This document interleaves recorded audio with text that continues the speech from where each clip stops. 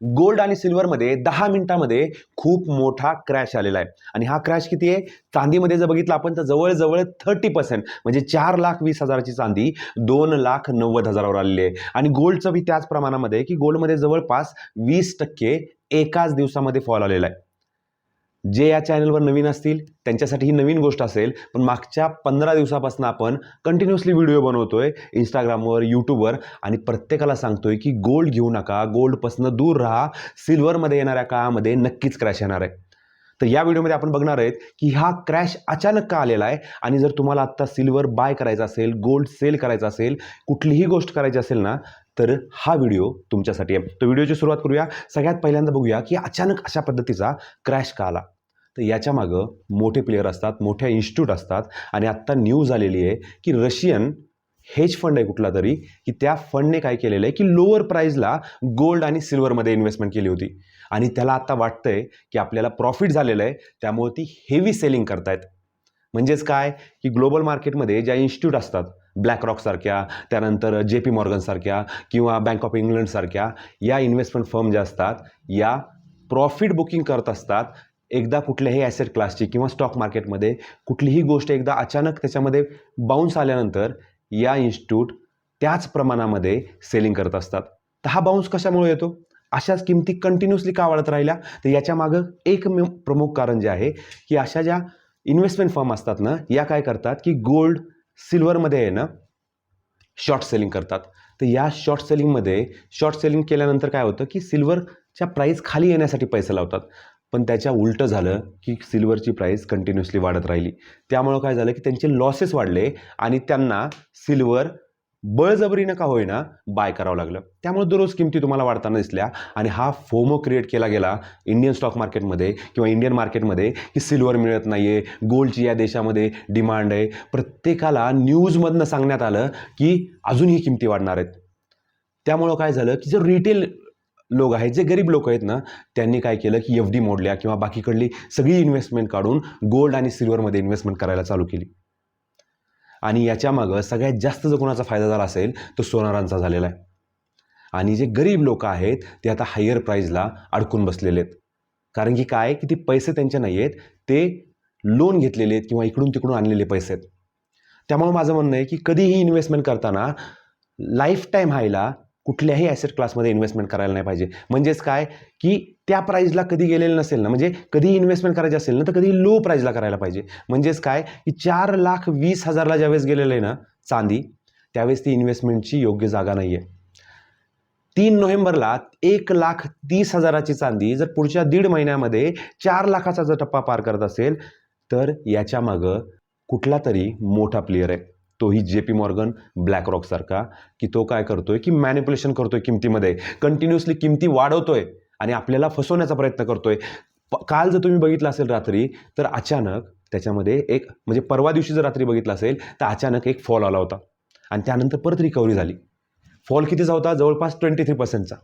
तर हा फॉल आपल्याला आणणं शक्य आहे का? किंवा आपल्या इथं इंडियामध्ये तेवढी पॉवर आहे का? तर नाही. हे ग्लोबल मार्केटमधले जे प्लेयर आहेत यांच्यामध्ये ती ताकद आहे, त्यांच्याकडे ते पैसे आहेत. त्या पैशाने ती गोल्ड आणि सिल्वरच्या प्राईस ज्या आहेत या मॅनिप्युलेशन करून वर खाली करू शकतात.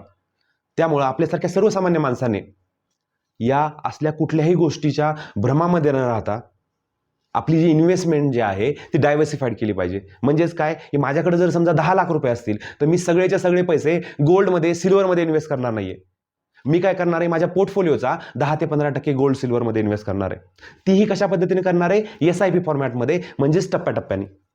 म्हणजे आता जरी कुणाचं जर येणाऱ्या काळामध्ये लग्न असेल तर त्यांना असं माझं सांगणं आहे की तुम्हाला जर गोल्ड बाय करायचं असेल तर आत्ता सध्या अजून गोल्डच्या किमती, सिल्वरच्या किमती खाली येऊ शकतात, कारण मार्केटमध्ये पॅनिक सिच्युएशन आहे. प्रत्येकाला वाटतंय आता मी सेल करायला पाहिजे, प्रत्येकाला याच्या आधी वाटत होतं की बाय करायला पाहिजे, दररोज किमती वाढत आहेत. तुम्ही जर सोनाराच्याकडे जर बघितलं तर सोनाराचा व्यवसाय जो आहे तो मागच्या 6 महिन्यापासून खाली आलेला आहे. याची कारणं जर शोधण्याचा प्रयत्न केला ना तर एवढ्या अप्पर प्राईजला घेणारे लोक जे आहेत ना ते खूप कमी आहेत आणि जे काही लोक आहेत ना ते सर्वसामान्य आहेत, त्यांना मार्केटची जाण नाही आहे. त्यामुळं असं माझं म्हणणं आहे की अशा भूलथापांना बळी न पडता कधीही इन्व्हेस्टमेंट करताना लोअर प्राईजला केलं पाहिजे, तेही कशा फॉर्मॅटमध्ये? SIP फॉर्मॅटमध्ये. आणि हे जे प्लेयर असतात ना यांच्याकडे कसं असतं की मॅन्युअली काहीच गोष्ट होत नाही. अल्गो सगळी ट्रेडिंग करतात, अल्गो याच्यामध्ये ट्रेड करतात मोठ्या क्वांटिटीमध्ये. त्यामुळे काय होतं की ह्या प्राईस ज्या असतात या प्राईसमध्ये अशा पद्धतीची व्होलॅटिलिटी येऊ शकते. ग्लोबल मार्केटमधनं पण न्यूज येत आहेत की इराणसोबत जे अमेरिकेचं वादावादी चालू होती की आता डोनाल्ड ट्रम्प कुठंतरी त्याच्यामध्ये मधला मार्ग काढण्याचा प्रयत्न करतायत. त्यानंतर असंख्य जे हेज फंड्स आहेत त्या हेज फंड्सला आता कुठंतरी आपण याच्यामध्ये थांबलं पाहिजे आणि प्रॉफिट बुकिंग केली पाहिजे असं वाटतं. काल जर बघितलं आपण तर चांदी एकाच दिवसामध्ये 30% डाऊन झालेली आहे. तर अशा गोष्टी मार्केटमध्ये होत राहतात. त्यामुळे ज्यांनाही इन्व्हेस्टमेंट करायची आहे सोन्यामध्ये चांदीमध्ये त्यांनी आत्ता सध्या थांबलं पाहिजे. म्हणजेच काय की अचानक चांदीचा भाव खाली आलेला आहे तर लगेच मी बाय करतो असं नाही करायचं आहे. इन्व्हेस्टमेंट जरी तुम्हाला करायची असेल तर ती छोट्या छोट्या टप्प्यामध्ये करा. म्हणजे 1,00,000 रुपये तुम्हाला इन्व्हेस्ट करायचे आहेत, तुम्हाला वाटतंय की येणाऱ्या काळामध्ये चांदी वाढणार आहे, तर तुम्ही काय करायचं आहे, आत्ता 25,000ची घ्यायची, त्याच्यानंतर 25,000ची घ्यायची, अशा टप्प्याटप्प्यानं घ्या. आणि ज्याला वाटतंय की आता मला सेल करायचे, मला प्रॉफिट झालेला आहे, माझे पैसे मला अजून पण मी कमी प्राईजला घेतलेले आहेत, त्यांनी प्रॉफिट बुक करायलाही काही त्याच्यामध्ये टेन्शन नाही आहे. आणि अजून एक महत्त्वाची गोष्ट, ज्यांची चांदीमध्ये इन्व्हेस्टमेंट आहे, चांदीमधले इन्व्हेस्टर जे आहेत त्यांना रिस्क जास्त असते, त्यामुळं चांदीमधनं एक्झिट करणं हे फायद्याचं ठरतं. आणि त्यातल्या त्यात ज्यांची गोल्डमध्ये इन्व्हेस्टमेंट आहे त्यांनी भीती बाळगण्याची गरज नाही आहे, कारण गोल्ड अशी इन्व्हेस्टमेंट आहे ना ती येणाऱ्या काळामध्ये वाढत राहते. पण आत्ता सध्या ज्या प्राईजला तुम्ही बाय केलेलं आहे ना, ज्यांनी कुणी ज्या प्राईजला बाय केलेलं असेल त्या प्राईजला ती प्राईज येण्यासाठी खूप वर्षाचा वेट करावा लागू शकतो. असं का म्हणतोय मी, कारण 2012ला अशाच पद्धतीचा एक स्पाईक आला होता. त्यावेळेस सोन्याच्या चांदीच्या किमती गगनाला भिडल्या होत्या आणि त्यानंतर जर दुसऱ्या वर्षी जर बघितलं आपण तर त्या किमती जवळपास 80% क्रॅश झाल्या होत्या. ज्यांनी 2013मध्ये इन्व्हेस्टमेंट केलेली अशाच फोमोमध्ये की अजून किमती वाढणार आहेत, त्यांना त्यांची जी प्राईज आहे ती येण्यासाठी 2019 उजाडावं लागलं. म्हणजेच काय, 7 ते 8 वर्षामध्ये सोन्याने आणि चांदीने 0% रिटर्न दिलंय. त्यामुळे हिस्ट्री बघणं महत्त्वाचं आहे. 1980ला असाच क्रॅश आला होता. त्याच्यानंतर हंट ब्रदरचं एक प्रकरण झालं होतं, त्यावेळेस असाच क्रॅश आला होता. मी असंख्य व्हिडिओ माझ्या यूट्यूब चॅनलवर बनवलेले आहेत की कशामुळं चांदीची किंमत वाढते आणि कशामुळे किंमत कमी होत आहे. तुमच्या मनामध्ये प्रश्न पडला असेल तर मला आता पैसे तर इन्व्हेस्ट करायचे, तर मी कशामध्ये करायला पाहिजे, तर याचं सिंपल आन्सर आहे की ज्या ॲसेट क्लासकडं आत्ता लोकांचं लक्ष नाही आहे अशा ॲसेट क्लासमध्ये इन्व्हेस्टमेंट केली पाहिजे. म्हणजेच काय की शेअर मार्केटमध्ये एक म्युच्युअल फंड नावाचा प्रकार असतो, तर त्या म्युच्युअल फंडमध्ये जर तुम्ही इन्व्हेस्टमेंट स्टार्ट केली आत्ता तर तुम्हाला येणाऱ्या काळामध्ये चांगला नफा होण्याचे चान्सेस जास्त आहेत. कारण मागच्या 1.5 ते 2 वर्षामध्ये इथं काहीही परफॉर्मन्स दिलेलं नाही आहे, निगेटिव्हमध्ये आहे. म्हणजे स्मॉल कॅप मिड कॅपमध्ये निगेटिव्ह परफॉर्मन्स आहे. आणि ज्यांना वाटतं की गोल्ड आणि सिल्वरमध्ये पण येणाऱ्या काळामध्ये चांगली रॅली येणार आहे आणि ज्यांना वाटतं की स्टॉक मार्केटमध्ये पण चांगली येणार आहे, तर त्यांच्यासाठी म्युच्युअल फंडमध्ये एक टाईप आहे multi asset allocation.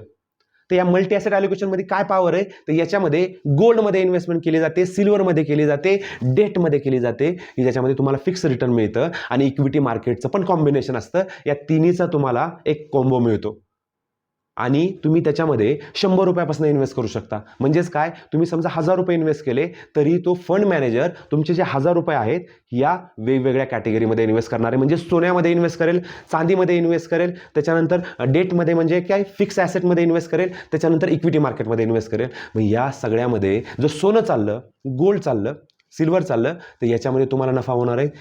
Equity मार्केटने perform केला तर इक्विटी मार्केटचा पण तुम्हाला नफा होणार आहे आणि डेट मार्केटमध्ये तुम्हाला एक फिक्स त्याच्यामध्ये स्टेबिलिटी मिळेल. त्यामुळं मल्टी ॲसेट ॲलोकेशन फंड्सचे आहेत ना आत्ता सध्या दिवस चालू आहेत. आता राहिला प्रश्न की ज्यांना हायर प्राईजला ज्यांनी इन्व्हेस्टमेंट केलेली आहे त्यांनी काय करायचं. ज्या लोकांनी हायर प्राईजला इन्व्हेस्टमेंट केली आहे त्यांना माहीत नव्हतं, नवीन लोक होते, त्यांनी सगळ्यात पहिल्यांदा काय करायचं आहे की शांत व्हायचं आहे, पॅनिक करायचं नाही आहे. कारण की एकदा सेलिंग चालू झाली ना तर खूप मोठ्या प्रमाणावर सेलिंग येत असते, कारण खूप मोठे मोठे फंड हाऊस सेल करत असतात. तर तुमच्याकडे जर तुम्ही इन्व्हेस्ट केलेली आहे ना की आपण जर लॉसमध्ये जर सेल केलं ना तरच तुम्हाला नुकसान होणार आहे. तुम्ही जर सेलच केलं नाही, तुमची जर हायर प्राईज असेल, म्हणजे समजा तुम्ही 3,80,000ला चांदी घेतली आहे आणि तुम्ही जर ती सेलच केली नाही तर तुम्हाला नुकसानच होणार नाही आहे. आता तुमच्याकडनं तर चूक झालेली आहे, तर आपल्याला एक करता येतं भविष्यामध्ये की आपण काय करू शकतो की सिल्वरमध्ये, चांदी, गोल्डमध्ये जर तुमची हायर प्राईजला बाईंग असेल ना तर जशी जशी प्राईस खाली येईल ना तसं तसं तुम्ही थोडी थोडी इन्व्हेस्टमेंट करा. तुम्ही जास्त दिवस गुंतून राहणार नाही त्यामध्ये, काय, आणि कुणीही एक्झॅक्ट सांगू शकत नाही की मार्केट आता इथून पुढे वर जाणार आहे किंवा खाली येणार आहे. भविष्यामध्ये कुठल्या देशासोबत वॉर झाला, कुठली बिकट परिस्थिती आली, आणीबाणीची परिस्थिती आली, त्यानंतर कुठल्या तरी देशामध्ये क्रायसिस आला किंवा यूएसची इकॉनॉमी जर खाली आली, तर गोल्ड सिल्वरला परत चांगले दिवस यायला वेळ लागत नाही. त्यामुळं पॅनिक करायचं नाहीये, शांत डोक्याने आत्ता सध्या फक्त मार्केटकडे बघत राहायचं आहे. आणि ज्यांना नवीन इन्व्हेस्टमेंट स्टार्ट करायचे त्यांनी जोमाने SIP करायची आहे सिल्वरमध्ये, गोल्डमध्ये. ETF चांगला माध्यम आहे, ETFमध्ये पण तुम्ही करू शकता. म्युच्युअल फंडमध्ये जर तुमची इन्व्हेस्टमेंट नसेल ना, तर म्युच्युअल फंडमध्ये इन्व्हेस्टमेंट स्टार्ट करा. मागच्या समजा तुम्ही निफ्टीमध्ये जरी पैसे लावले असते ना, तर तुम्हाला 16 ते 17% रिटर्न ॲव्हरेज मिळाले असते. आणि SIPची जी पॉवर आहे ना, ती पॉवर तुम्हाला जाणून घेणं महत्त्वाचं आहे. तुम्हाला स्टॉक मार्केटमध्ये, तुम्हाला म्युच्युअल फंडमध्ये, तुम्हाला क्रिप्टो करन्सीमध्ये, तुम्हाला कुठल्याही फॉर्मॅटमध्ये जर पैसे कमवायचे असतील ना, तर तुम्हाला SIP करणं गरजेचं आहे. SIP असं माध्यम आहे की ज्याच्यामुळे तुमची जी रिस्क आहे ती कमी होते. रिस्क कमी करण्याचं माध्यम आहे SIP. त्यामुळे माझा प्रत्येक व्हिडिओमध्ये सगळ्यांना सांगण्याचा हेतू असतो की SIP कडे तुम्ही फोकस करा, SIP करा, SIP करा. SIP म्हणजे काय की प्रत्येक टप्प्याला तुमचे पैसे जातात. म्हणजे 4,20,000 जर तुम्ही चांदी घेतली असती 25,000ची, आणि आज जर बघितलं आपण तर काल जी प्राइस होती ती 3,60,000ला होती, तर 3,60,000ला तुमची एक SIP गेली असती. त्याच्यानंतर काय झालं असतं, 3,00,000 आज 2,90,000ला आहे, तर 2,90,000ला तुमची एक SIP गेली असती. म्हणजेच काय झालं असतं, तुमचं ॲव्हरेज प्राइस जी आहे ना ती कुठंतरी खाली आली असती. म्हणजे तुम्हाला जे लॉस होणार होता तो लॉस झाला नसता, तुमची ॲव्हरेज प्राइस खाली आली असती. तर ही ताकद आहे SIPची. आणि कंपाऊंडिंग जर बघत गेलात तुम्ही, तर तुम्ही जर यावर्षी ₹100 इन्व्हेस्ट केले, तर पुढच्या वर्षी त्याची जर रक्कम ₹110 झाली, तर पुढच्या वर्षी ते ₹110 चक्रवाढी व्याजाप्रमाणे वाढायला चालू होतात दरवर्षी. ही SIPची ताकद आहे. आणि गोल्ड आणि सिल्वरपासनं आत्ता सध्या तुम्ही दूर राहायला पाहिजे. ज्यांनी इन्व्हेस्टमेंट केलेली नाही आहे त्यांनी तो दूर राहायचंच आहे, आणि ज्यांनी इन्व्हेस्टमेंट केलेली आहे त्यांनी सुद्धा आत्ता शांत बसायचं आहे. लॉसमध्ये आपली पोझिशन कट करायची नाही आहे. म्हणजे ज्यांनी हायर प्राईजला इन्व्हेस्टमेंट केलेली आहे त्यांनी लॉसमध्ये निघू नका.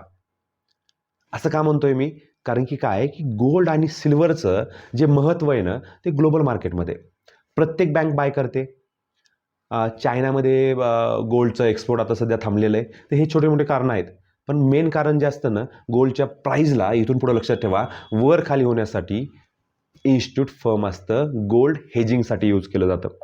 म्हणजेच काय, कुठल्या इन्स्टिट्यूटनं जर मोठ्या प्रमाणावर गोल्ड बाईंग केली तर गोल्डच्या प्राईस अचानक वाढू शकतात, आणि जर त्यांनी एका मिनिटामध्ये जर सेल केली तर कालसारखा प्रकार होऊ शकतो. 30% जास्त प्रमाणामध्ये एकाच दिवसामध्ये गोल्ड सिल्वर खाली येऊ शकतं.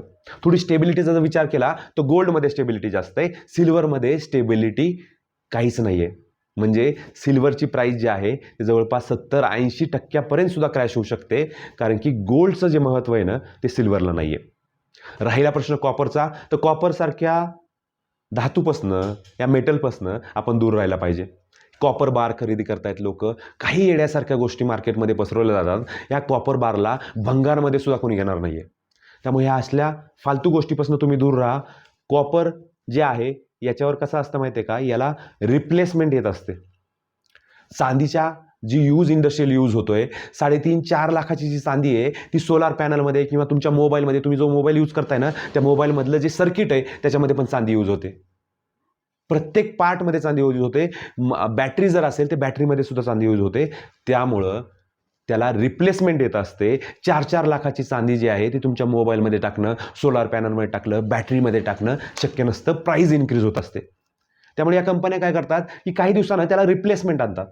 त्यामुळे इंडस्ट्रियल यूज जो असतो ना तो डिमांड आणि सप्लायचा गेम आणि ज्या प्राईस गेम असतो. म्हणजे प्राईस जर जास्त असेल ना त्याला रिप्लेसमेंट येत असते.